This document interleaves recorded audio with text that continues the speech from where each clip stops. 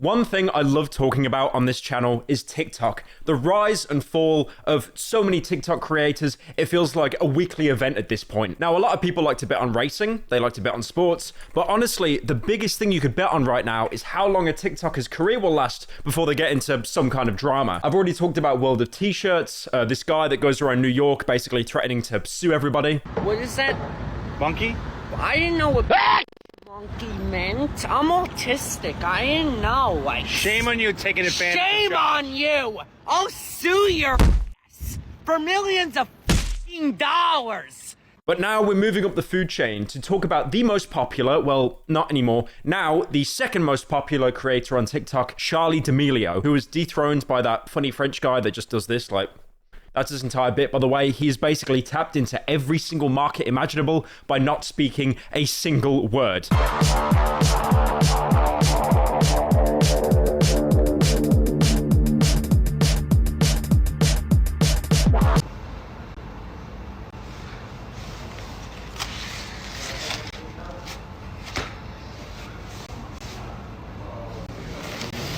Now, at the minute, Charli has 15.6 million TikTok followers. For comparison, me on TikTok, I've only just started uploading there. I think I've got around like 50,000 or something. And she's also accumulated 11.5 billion likes on her entire TikTok page, which basically means that she is one of the 5 people on TikTok that actually make a livable wage off it. Because as we know, TikTok cuts are absolutely horrendous. If you scroll on the page for more than a couple seconds, you'll usually get people like just begging for any kind of money or re-uploading someone else's stream. For example, Jinxie, who's one of the biggest streamers right now, especially in the Rainbow Six Siege scene. Light work, no reaction.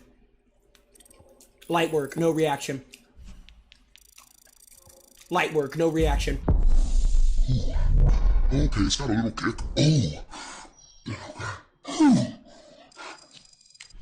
The amount of live streams I will see of his that are being played on the live page, and it's not even him. It's just a random guy re-uploading his streams, and they still get showered in money. But because of that disgusting TikTok cut, if they make thousands of dollars, it'll probably be about 20 cents. Now, just to put into comparison how popular these kinds of creators are, Carby Lame, the TikTok creator I just talked about, who's the biggest on the platform, he now has his own Fortnite skin.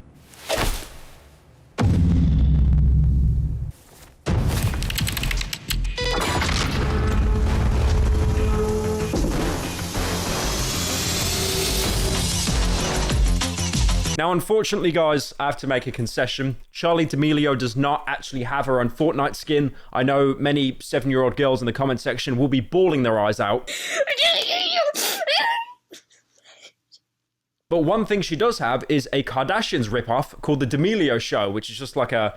basically keeping up with the Kardashians, but they've, instead of being billionaires, they're just millionaires. I just feel held to a very high standard.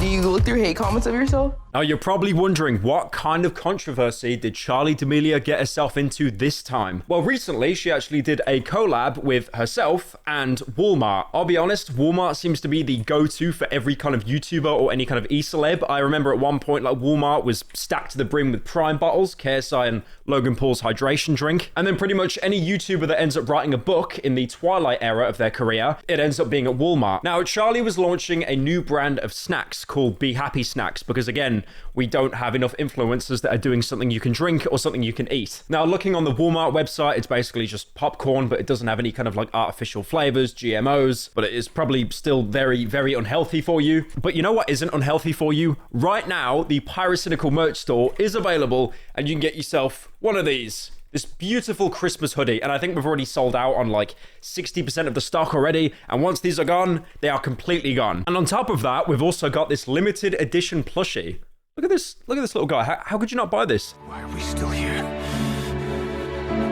Just to suffer? How could you not give me your cold, hard-earned cash just to purchase this product? I mean, look, his head is so big, you can basically strangle him. You can put him in a little chokehold.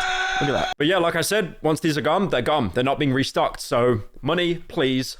I need your money. Now, with these Be Happy snacks, Charli and her family, who are very heavily involved in her business, basically filmed a promo video inside Walmart where they were, you know, shilling the product, getting people to leave their homes, stop scrolling TikTok, and go and buy something. And also keep in mind, this was during Halloween, the spooky month, and, you know, a lot of people dress up for Halloween. For example, I dressed up as like an Etsy version of Leon Kennedy. But you had Charli and her family dress up as Walmart employees. So for their Halloween costume, they were dressing up as a 9-to-5 worker. So basically what they did is working at the Walmart checkout, scanning items and doing a bunch of promotional videos, acting like they're having the time of their life when, as we all know, working in retail is one of the most egregious things you could ever do. So they filmed this promotional video. They're like, oh, we're so happy working at Walmart. And they're scanning all their items through for all the customers and stuff.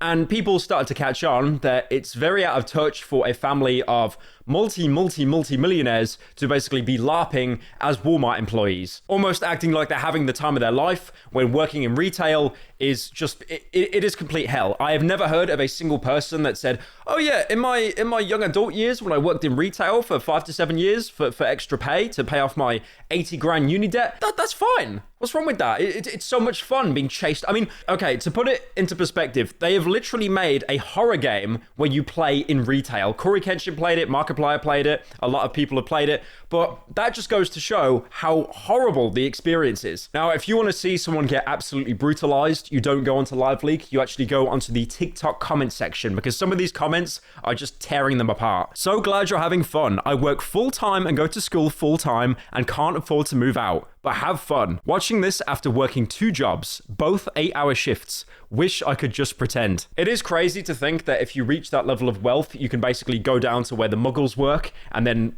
LARP as them. It actually reminds me of the video that Critical made over a year ago where another YouTuber in the UK did a similar thing where they basically worked in McDonald's for a day, acting like it was the most wholesome experience ever. I think it was a sponsorship, to be fair, so they had like a money gun pointed at their head. But still, it is so out of touch that you get these people that have insane amounts of wealth and then go and work like a normal job, quote unquote, and then act like it's an amazing experience when in reality you're probably stuck there for 5 to 7 years when the YouTuber, as soon as they're finished doing the video, they just get to go home and then film videos in their bedroom. One thing one of my editors actually wanted me to put in this video is before I hired them, they actually worked at Burger King and they said themselves that it was an absolute hell on earth experience. And also on top of that, obviously any kind of work in fast food retail needs to be respected because you guys are always being underpaid and being absolutely molested with the amount of hours you have to do. So what's the moral of today's story? Rich people are out of touch, including me.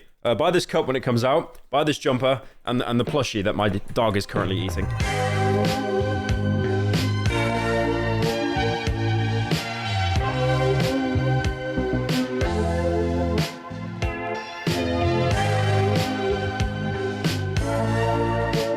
I've got like a singular hair on my chin. That is so annoying. I'm not gonna shave that.